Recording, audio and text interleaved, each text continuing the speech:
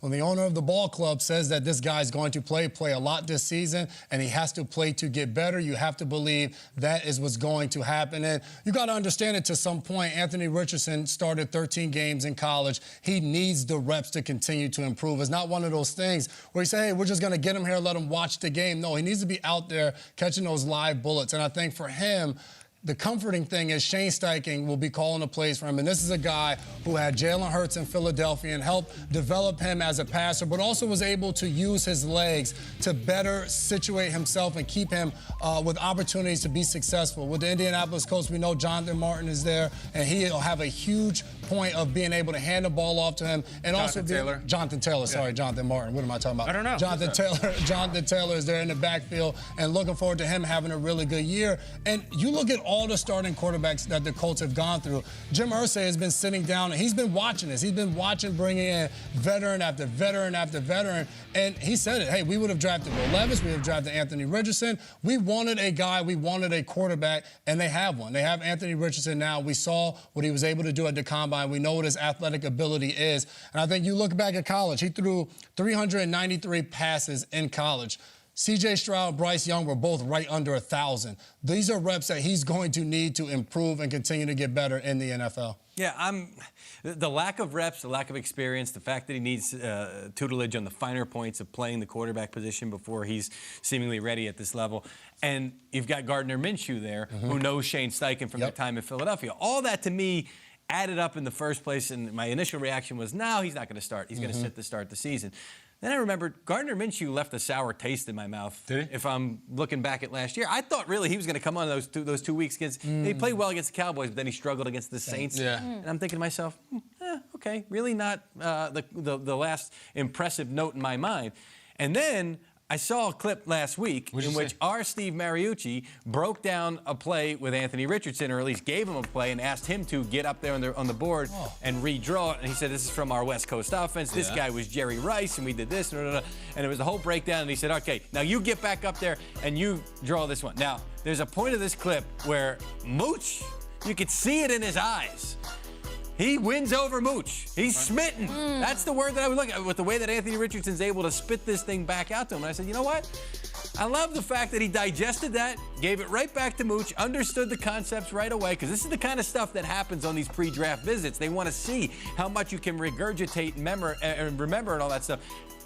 He won Mooch over. He won me over. I think he's got a shot to understand what Shane Steichen is doing with the offense, what you need to do in the NFL, and be ready for week 1. Mooch is a very agreeable, nice man. Is it pretty easy to win him over, right? Like, maybe not in the football sense, but I feel like he's a hugger. He likes everybody. He is. You know what I mean? He's tolerated me. We've been on set together. Yeah. That's standard. That's a high standard. There's over the last 25 years, there's only been 2 first-round quarterbacks taken with 14 or fewer starts in college. And I will not name their names, but neither one of them worked out with the team that drafted him. The counter to that is neither of those guys had Anthony Richardson's ability. So that's a very exciting thing. Speaking of exciting, we need to slow down and sidebar for a second here. This is the level of excitement that the NFL draft brings. Imagine, we said with Anthony Richardson, for someone to go up and get him, it's an owner's pick. Yeah. And we need an owner who is a bit of a maverick, an original thinker, who is unapologetic. Sure enough, it was Jim Irsay of the Colts who made it.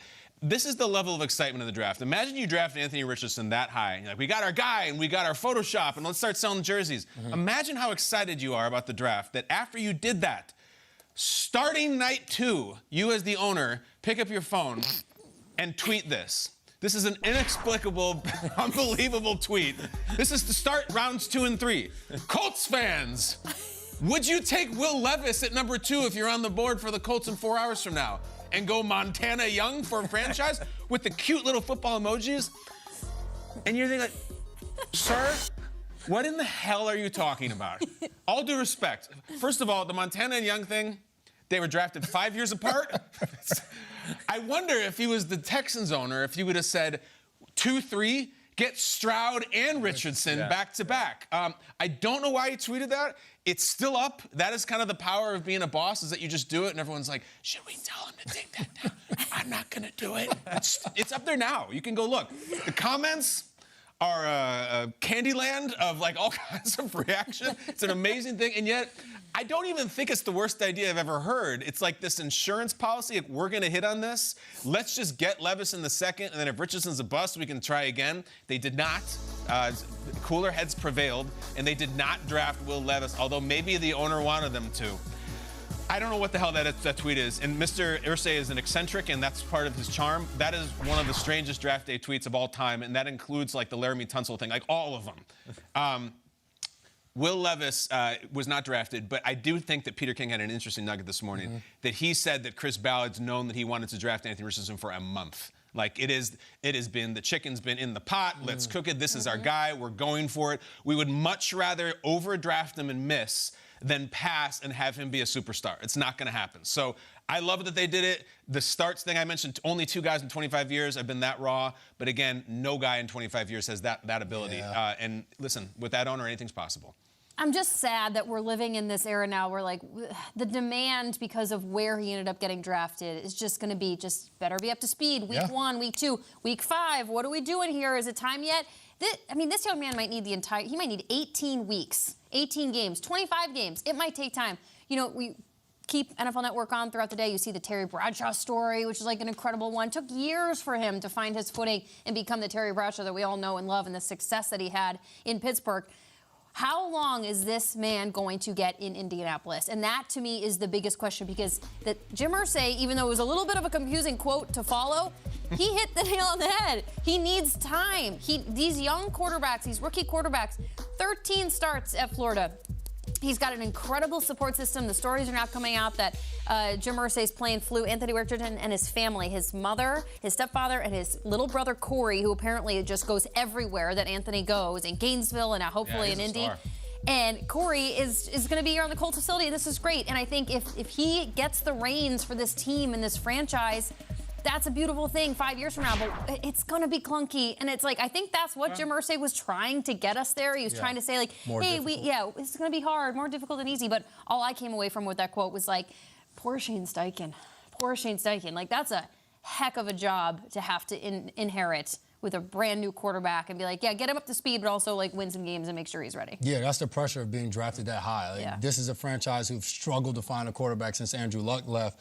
Anthony Richardson is coming in with the expectation not to be great right away, but to take the field and be able to improve. I think that's the biggest thing. Is all right, once we put him out there, we're not expecting it to be great and we just go on this undefeated run, but it's from week to week, can we see improvement? Can we see him, whatever we're coaching him to work on, can we see him correcting that and not making the same mistakes? That's going to be the biggest challenge for Anthony Richardson, to get in, learn the playbook, and continue to improve himself, but also help his teammates improve while he's doing so too.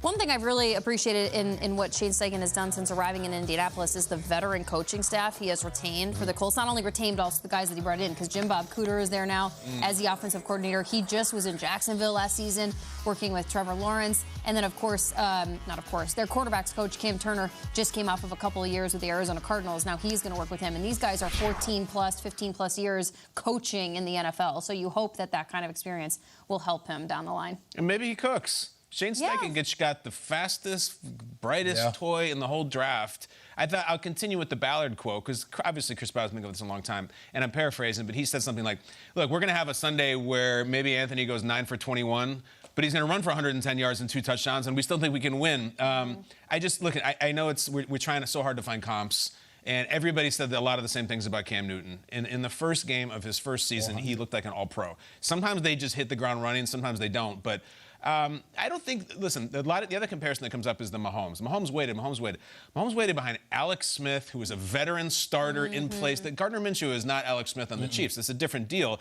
If Gardner Minshew starts 1-2 with 4 interceptions, they're going to say, get Richardson in there. And maybe they should. If Will Levis takes off for the Tennessee Titans, do you think Jim Irsay is going to look back and say, damn, we should have drafted him 2 or 3? That's a great point. Maybe I didn't think about it. The tweet. Maybe then he'll delete that. For the rest of their careers, because they're going to be in division. It's like, you should have drafted both of them, like Montana and Young. That's great. Did he envision like a 2-quarterback system to start out? Maybe this way you only have to know half a game plan.